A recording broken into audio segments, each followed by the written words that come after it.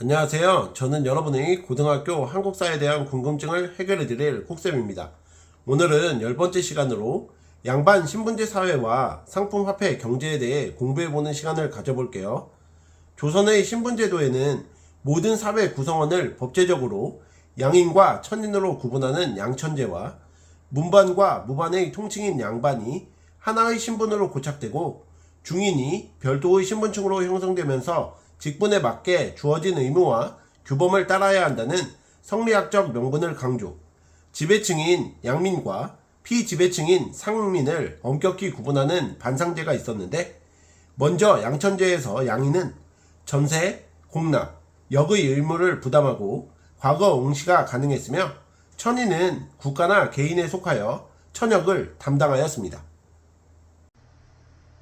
반상제는 주요 관직을 차지하고 국역 면제, 토지와 노비를 소유, 과전, 녹봉 등의 경제적 기반을 갖춘 양반, 양반과 상민의 중간계층으로 신분 세습이 가능하고 전문 기술이나 행정 실무를 담당했던 역관, 의관 등의 기술관, 향리, 관청의 서리, 양반의 처백에서 태어난 자손으로 중인과 비슷한 신분의 대우를 받지만 문과에는 응시할 수 없었던 서얼 등의 중인, 조세, 공납, 역의 의무를 담당하는 농민, 수공업자, 상인, 양인이면서 천역에 종사한 신량, 역천 등이 해당하고 과거를 통한 관직 진출이 가능하였으나 실제 과거 응시는 어려웠던 상민, 재산으로 취급되어 매매, 상속 증여가 가능하고 부모 중 한쪽이 노비이면 자식도 노비가 되었던, 또 일부는 주인과 떨어져 생활하며 재산을 가졌던 노비가 대다수를 차지, 백정, 광대, 무당 등이 속했던 천민 등 4개의 신분으로 구성되었습니다.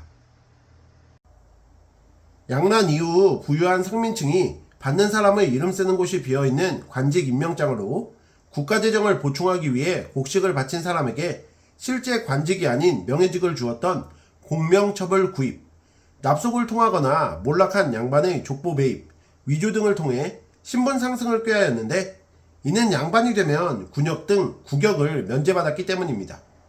또한 권력을 가진 일부 양반을 제외한 다수의 양반들이 지방으로 내려가 벼슬을 하지 못한 향반이나 잔반으로 전락하는 등 신분제의 동요가 일어났는데, 중인 중 서얼은 관직 진출의 제한을 없앨 것을 요구하는 집단 상소운동을 전개하여 서얼 차별을 완화, 정조 때 서얼 출신의 유득공, 이덕무 등이 규장각 검서관으로 등용되었고, 기술직 중인은 신분 상승을 요구하는 대규모 소청운동을 전개하였으나 성과를 거두지 못하였고, 축적된 경제력을 바탕으로 사회적 위상을 높여가는 등 신분 상승을 위한 노력을 하였고, 노비들은 전쟁에서 공을 세우거나 국가의 재정 부족을 해결하거나 구호 사업을 위해 공물을 바치게 하고 그 대가로 일정한 혜택을 주던 납속책을 이용 주인으로부터 도망을 가는 등의 방법으로 신분 상승을 추구하였고, 신분제의 동요로 상민의 수가 감소하자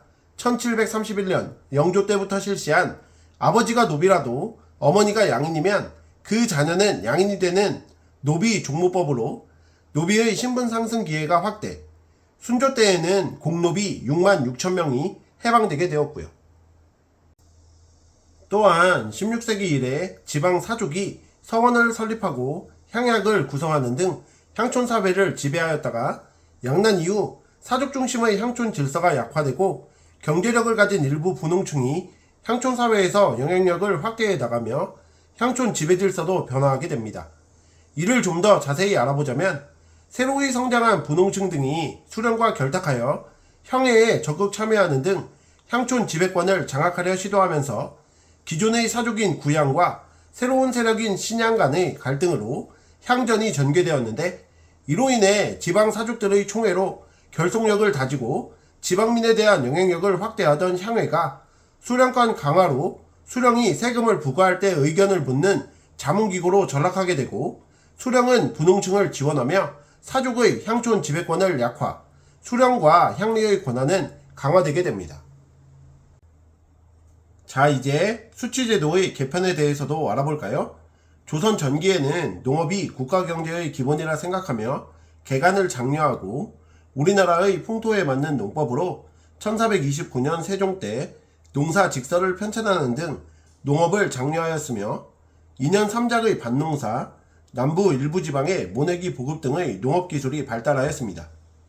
조선 전기 수취제도에는 초기에는 토지 소유자에게 수확량의 10분의 1을 징수하였다가 세종 때 토지의 비옥도와 풍흉에 따라 4에서 20도를 징수하는 공법을 시행한 전세, 각 지역의 토산물을 현물로 징수, 각 구년에 종류와 수량을 할당하면 구년에서 가오에 징수하였으나 관청의 서리 등이 공물을 대신되고 그 대가를 받는 방납이 성행하며 농민의 부담이 가중된 공납, 16세 이상 양인 남자의 노동력을 징발, 군역과 요역으로 구분됐으나 16세기 이후 군역을 기피하는 현상이 발생하고 군역 기피 현상이 심해지면서 대가를 받고 군역을 대신 부담하는 대립, 군 복무 대신 군포를 받는 방군 수포 현상 등이 성행한 역 등이 있었고요. 이러한 수취제도는 16세기 이후 방납의 폐단이 극심해지며 개편되기 시작하는데 우선 공납을 전세로 전환, 토지 결수에 따라 쌀 한 결당 12두, 무명, 배, 동전 등으로 징수하였던 대동법은 광해군 때 경기도에서 처음 실시, 점차 확대되어 전국에 시행되었는데 방납 관련자들과 토지가 많아 부담이 증가했던 양반 지주층의 반대로 전국적 시행에 100년이 걸렸지만 가난한 농민의 부담이 감소하였고 관청에 물품을 조달하는 공인이 등장하였으며 상품 화폐 경제의 발달이 촉진되었습니다. 인조 때에는 풍흉과 관계없이 전세를 토지 한 결당 쌀 4에서 6두를 징수하였던 영정법이 실시되었는데 전세 인하로 지주의 부담이 감소되었고 군역 대신 군포 납부가 확대되고 규정보다 많이 징수하는 문제가 발생하면서 농민의 부담이 가중하던 중 영조 때 농민에게 군포 한 피를 징수하고 이를 보충하고자 지주에게 토지 한 결당 쌀 2두를 징수한 결작, 일부 상류층에게 선문 군관의 칭호를 주고 매년 군포 한 피를 거두는 선무 군관포 등을 활용했던 균역법이 실시되었는데 그 결과 농민의 군포 부담이 일시적으로 감소하였지만 납속책과 공명첩 등으로 면역자가 증가하게 되었고요. 조선 후기에는 논에 벽실을 바로 뿌리는 것이 아니라 일정하게 자란 어린 모를 모짜리에서 논으로 옮겨 심는 모내기법이 확산, 노동력이 절감되고 벼와 보리의 이모작이 확대되어 생산력이 증대되게 되고 1인당 경작 가능 면적이 증가하며 농민들이 경작지를 늘려 더 많은 토지를 경영하려 했던 광작이 일어나 일부 농민들은 부농층으로 성장하였으나 다수 농민은 경작지를 얻지 못해 영세 상인, 임노동자로 전락하게 됩니다. 또한 먹을 쌀 이외의 남는 쌀을 시장에서 파는 쌀의 상품화가 진행되었으며 인삼, 면화, 채소 등의 상품 작물 재배가 확대되었고 지대가 수확의 일정 비율을 소작료로 내는 타조법에서 수확의 일정액을 소작료로 내는 도조법으로 바뀌며 소작농의 부담이 줄어들었고요. 이뿐만 아니라 조선 후기에는 도시의 인구가 증가하고 대동법 시행으로 수공업 제품의 수요가 증대되었는데 자본이 풍부한 대상인이나 공인들이 물주가 되어 영세한 수공업자들에게 자금과 원료 등을 미리 지불하고 완성된 제품을 받아가는 선대제 방식이 확대, 18세기 이후 일부 수공업자는 스스로 제품을 생산, 판매하는 독립수공업자로 성장하게 됩니다. 또한 수공업이 발달하고 청과의 무역 확대로 광물 수요가 증가하며 광산 개발이 확대, 광업이 발달하였는데 17세기 이후 정부가 은광 설치 허가 후 세금을 거두는 정책을 시행하고 광물을 몰래 채굴하는 잠채가 성행하였어요. 상업 자본이 유입되며 민영 광산이 확대되고 상인 물주에게 돈을 받아 광산을 경영하는 덕대가 채굴업자와 노동자를 고용하였고요. 조선 후기에는 도시 인구의 증가, 농업 생산력 증대, 대동법 실시 등으로 등장한 공인이 관수품을 대량으로 조달하는 과정에서 상업이 발달하였고 외란 이후 한성의 경강상인, 개성의 송상, 의주의 만상, 동래의 내상 같은 도성 안에서 정부 허락 없이 상업활동을 하는 상인인 사상도 성장하였는데 이연, 칠패 등을 근거지로 활동하는 사상이 증가하자 시전 상인들이 난전을 금지하는 권리인 금난정권을 활용하여 사상을 억압하게 되고 18세기 말 유구이전을 제외한 시전 상인의 금난정권을 폐지하는 통공정책을 실시, 사상의 자유로운 상업활동이 확대되었습니다. 일부 사상은 대규모 자본과 전국적인 유통망을 이용하여 물품을 독점적으로 거래하는 행위 또는 그에 종사하는 상인인 도고로 성장하기도 하였고요. 또한 유통경제도 활성화되었는데 먼저 장시는 15세기 말 등장, 16세기경 전국으로 확대되었는데 18세기 말 이후 전국적 유통망이 형성되었고 보부상이 전국 장시를 하나의 유통망으로 연결, 일부 장시는 상설시장으로 발전하게 되었고요. 조선 후기에 포구가 새로운 상업 중심지로 성장, 상품 유통의 거점 역할을 하였는데 이로 인해 선상, 객주, 여각 등의 상업 활동이 활발해지게 됩니다. 객주, 여각은 상품 매매, 중개, 보관, 운송, 숙박, 금융도 담당하였고요. 이에 더해 상업 유통이 활발해지면서 화폐 사용이 확대, 상평 통보가 발행되어 전국적으로 유통되었는데 세금과 지대를 동전으로 납부하였고 대규모 거래에서는 어음과 환 등 신용화폐가 사용되었으며 지주나 대상인들이 화폐를 고리대나 재산 축적에 이용, 유통화폐 부족 현상인 전황도 발생하였습니다. 뿐만 아니라 국경지대에서 공무역인 개시무역과 사무역인 후시무역이 발달하였고 의주의 만상이 주도, 사신 일행이 청을 방문할 때 성행했으며 경원 개시, 회령 개시와 같은 공무역과 책문 후시 등의 사무역이 이루어졌던 청과의 무역, 동래 내상이 주도하였고 외관 등에서 진행되었던 일본과의 무역 등이 이루어졌죠. 개성의 송상은 청과 일본을 연결하는 중개무역을 추진하기도 하였고요.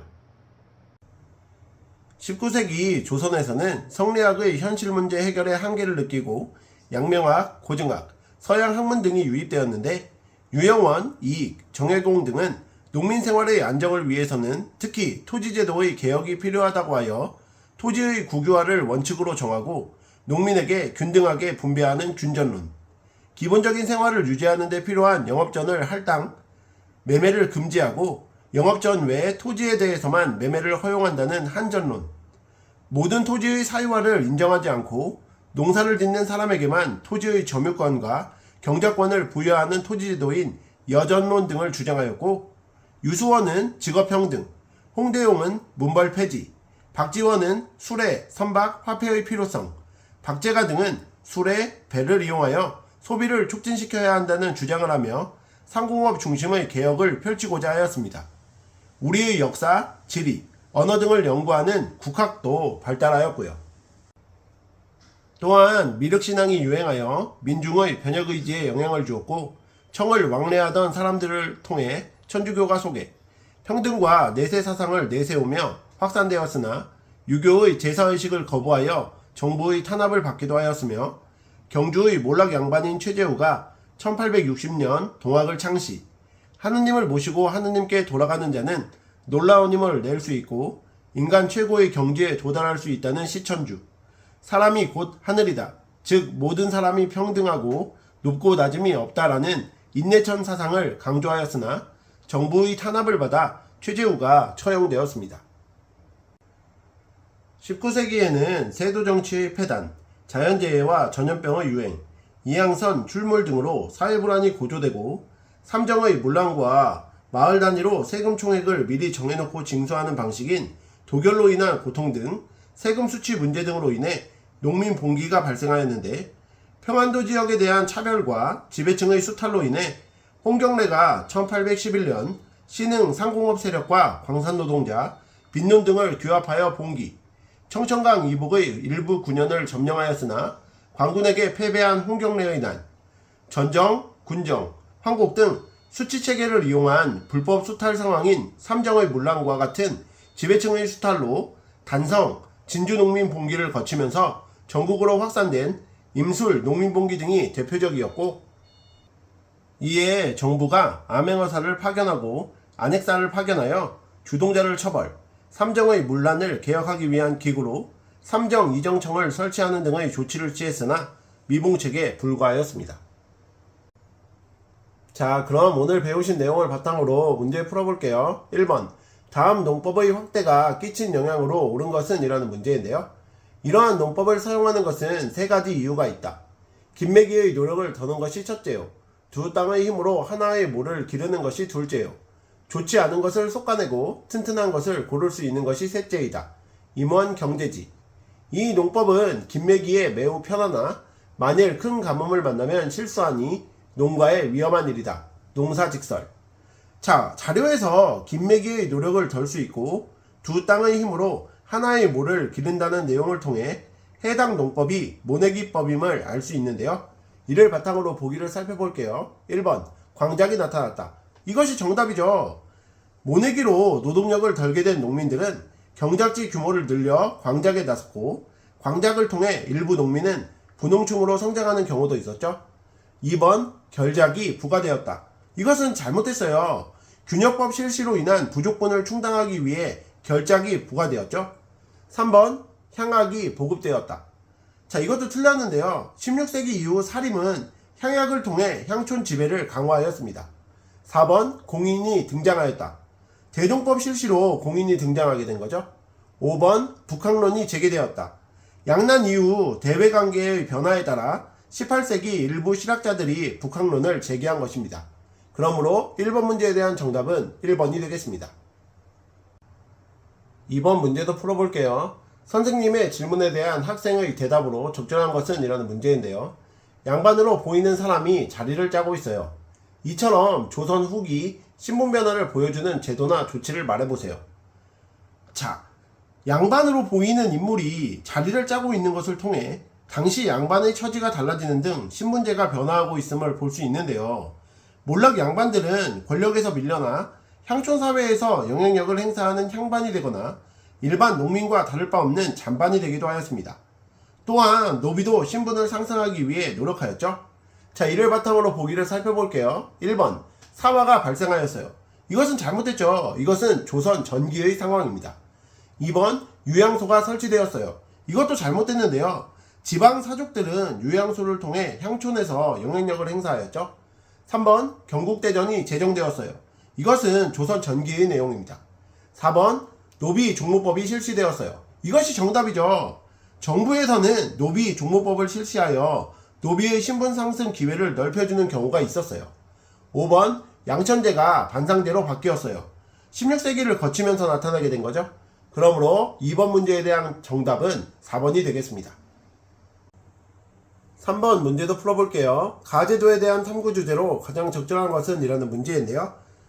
자, 지금 자료를 보시면 농민의 세금이 토산물에서 쌀과 선배 등으로 바뀐 점, 공인이 역할을 담당하고 있는 점을 통해서 가제도는 대동법임을 알 수 있는데요. 이를 바탕으로 보기를 살펴볼게요. 1번. 노비 종무법의 효과. 이것은 아니죠. 노비 종무법은 영조 때 실시되어 노비의 신분 상승 기회를 넓혀준 내용이 나와야 돼요. 2번. 조선 후기 수치제도 개편. 이것이 정답이죠. 외란 이후 나타난 경제 과제를 극복하는 과정에서 정부는 대동법, 균역법 등을 실시하여 수치체제를 개편하였고 공납에서는 대동법이 시행되었습니다. 3번. 향촌 지배질서의 변화와 특징. 이것이 정답이 되려면 사족 중심의 향촌 질서가 조선 후기 사회 경제 변동 속에서 흔들린 점이 나와야 되죠. 4번. 사상의 등장과 통공정책의 시행. 이것도 잘못됐는데요. 조선 후기에 사상이 상권을 확대해 나갔고 18세기 말 정부는 통공정책을 시행하여 이들의 활동을 촉진시켰다라는 내용이 나와야 4번이 정답이 될 수 있습니다. 5번. 농민봉기의 발생과 정부의 대응. 이것도 정답이 아니죠. 조선 후기 농민봉기는 홍경래의 난, 임술, 농민봉기 등을 들 수 있으며 정부는 삼정 이정청을 설치하기도 하였다는 내용이 나와야 돼요. 그러므로 3번 문제에 대한 정답은 2번이 되겠습니다. 오늘의 마지막 4번 문제도 풀어볼게요. 다음의 상황과 관련된 사실을 보기에서 고르시오라는 문제인데요. 황해도 관찰사 아래입니다. 올 여름에 새로 판 금열이 39곳이고 비가 와서 채굴을 중지한 금광이 99곳입니다. 현재 광구는 550여 명인데 도내의 무례배들이 농사를 그만두고 들어왔을 뿐만 아니라 사방에서 이익을 탐하는 무리들이 소문을 듣고 몰려왔습니다. 이번 여름 장마로 대부분 흩어졌는데도 현재 남아있는 막사가 아직도 700여 곳이나 됩니다. 자, 자료에서 금광으로 많은 사람이 몰려들고 있으며 농사를 그만두고도 이익을 탐하는 무리가 많다고 하는 내용을 통해 이는 조선 후기 광산 개발의 상황임을 알 수 있는데요. 이를 바탕으로 보기를 살펴볼게요. 기업, 노동자들이 장인세를 납부하였다. 이것은 잘못됐죠. 이것은 수공업에 해당합니다. 수공업자는 국가에 등록되어 있는 대신에 장인세를 납부하며 자유롭게 물품을 생산할 수 있었어요. 니은 덕대가 일할 노동자를 고용하였다. 이것은 맞죠. 덕대는 채굴업자와 광산 노동자를 고용하여 광산 개발을 운영하였습니다. 디귿 정부가 광산 개발의 금지령을 내렸다. 이것은 잘못됐죠. 정부는 민간인에게 광산 채굴을 허용하고 세금을 받는 정책을 시행하였어요. 리을 상인 물주가 자금을 조달하기도 하였다. 이것은 맞죠. 광산을 개발하고 경영하는 일에는 많은 자본과 능력이 요구되었는데요. 이에 많은 자본을 동원할 수 있는 상인 물주가 자금을 조달하는 경우가 있었어요. 그러므로 4번 문제에 대한 정답은 니은과 리을이 되겠습니다. 이상으로 고등학교 한국사 10번째 시간 양반 신문제 사회와 상품 화폐 경제에 대해 공부해 보셨는데요. 복습 열심히 하시고 다음 시간에 뵙겠습니다. 감사합니다.